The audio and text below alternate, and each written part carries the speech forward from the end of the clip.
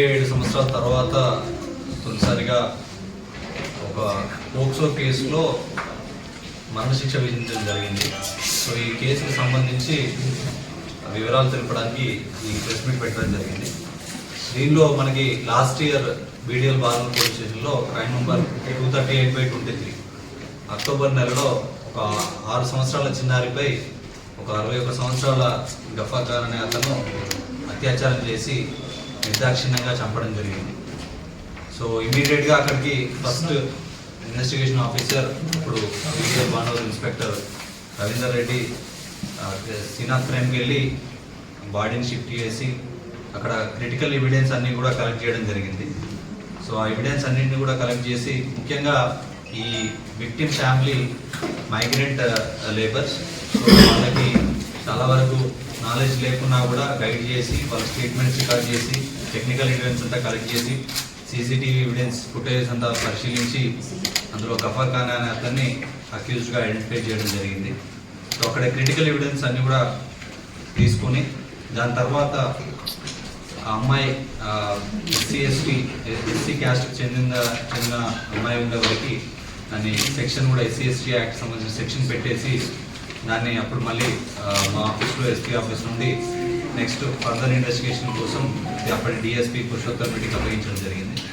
So ఈ కేసులో అన్ని సాంకేతిక ఆధారాలు మరియు సర్కమ్స్టాన్షియల్ ఎవిడెన్స్, అక్కడ పరిస్థితుల దగ్గర ఉన్న ఎవిడెన్స్ అన్నీ కూడా తీసుకొని ఛార్జ్ షీట్ వేయడం జరిగింది. సో ఇది ఒక rarest of the rare case, ఒక హీనియస్ అఫెన్స్ కాబట్టి ఇది హైకోర్టుకి స్పెషల్గా ఒక ఫాస్ట్ ట్రాక్ కోర్టు ఇమీడియట్గా జస్టిస్ రావడానికి ఒక ఫాస్ట్ ట్రాక్ కోర్టు ఏర్పాటు చేయడానికి జిల్లా SP ఆఫీస్ నుండి ఒకటి రిక్వెజేషన్ హైకోర్టు పంపడం జరిగింది. హైకోర్టు కూడా ఇమీడియట్గా ఒక స్పెషల్ ఫాస్ట్ ట్రాక్ కోర్టును ఏర్పాటు చేయడం జరిగింది సంగారెడ్డి జిల్లాలో. సో దానికి సంబంధించి 2 పీపీలని అపాయింట్ చేయడం జరిగింది. ఆ 2 పీపీలు కూడా మన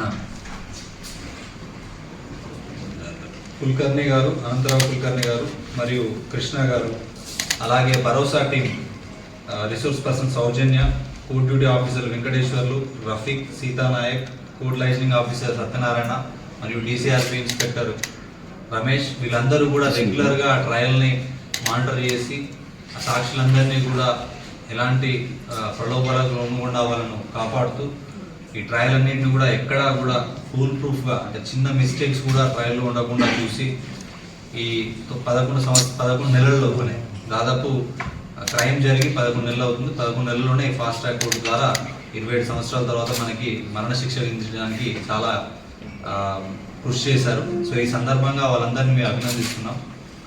దాంతోపాటు ఈరోజు దీనిలో మనకి ఈ మన జిల్లా పోక్సో కోర్టులో section 376AB, 363, 302 3 and POCSO act కింద ఈ మరణశిక్ష విధించడం జరిగింది. దాంతోపాటు 10 లక్షల రూపాయల నష్టపరిహారాన్ని ఆ ఫ్యామిలీకి ఇవ్వాలని చెప్పేసి కూడా కోర్టు ఆదేశాలు ఇవ్వడం జరిగింది.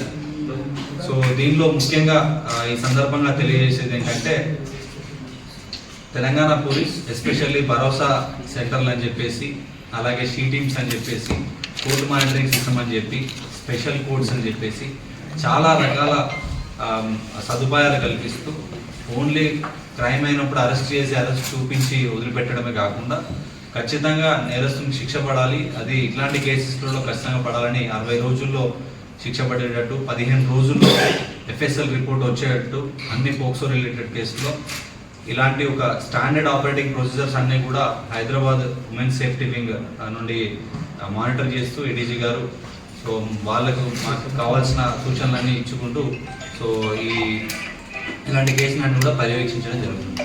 సో దాదాపు భరోసా సెంటర్లు కూడా చాలా ప్లేసెస్లో తెలంగాణలో దాదాపు అన్ని జిల్లా కేంద్రాల్లో భరోసా సెంటర్లు పెట్టడం జరిగింది. ఈ భరోసా సెంటర్లో ఇట్లాంటి పోక్సో విక్టిమ్స్ కానీ ఈ సెక్సువల్ అఫెన్సెస్ విక్టిమ్ ఎవరు వచ్చినా కూడా, రేప్ విక్టిమ్స్ వచ్చినా కూడా వాళ్ళు సెకండరీ విక్టిమైజేషన్ కాకుండా వాళ్ళకు స్టేట్మెంట్ రికార్డింగ్ నుండి మరియు వాళ్ళు ఈ క్రైమ్ తర్వాత వాళ్ళు ట్రామాలో ఉంటారు, ఆ ట్రామా తర్వాత కూడా వాళ్ళు రీహాబిలిటేట్ చేయడానికి, వాళ్ళకి జాబ్ రావడానికి, మళ్ళీ కంటిన్యూస్గా వాళ్ళ ఇంటికి వెళ్ళి కౌన్సిలింగ్ చేయడానికి ఎన్నో రకాల సదుపాయాలు కల్పిస్తూ ఉంది. సో ఈ భరోసా సెంటర్స్ కూడా దాదాపుగా ఒక్కరు కూడా యూనిఫామ్ ఆఫీసర్స్ ఉండకుండా కంప్లీట్గా ప్రొఫెషనల్ సైకాలజిస్టులు, ప్రొఫెషనల్ లీగల్ అడ్వైజర్లు, అలాగే డాక్టర్స్, సో వీళ్ళందరూ ఉండి ఈ విక్టిమ్స్కి ఎవరైతే ఉన్నారో ఈ విక్టిమ్స్ అందరికీ కూడా ఒక భరోసాను నిజమైన భరోసాను కల్పించడం జరుగుతుంది.